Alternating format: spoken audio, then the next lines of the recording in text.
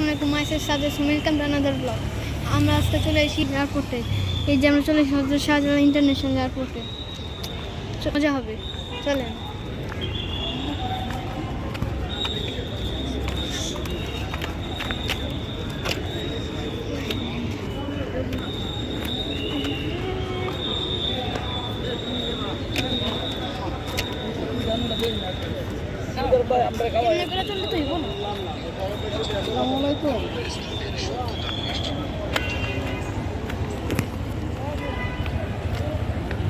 যে Shahjalal international airport, terminal 2, এটা terminal 1।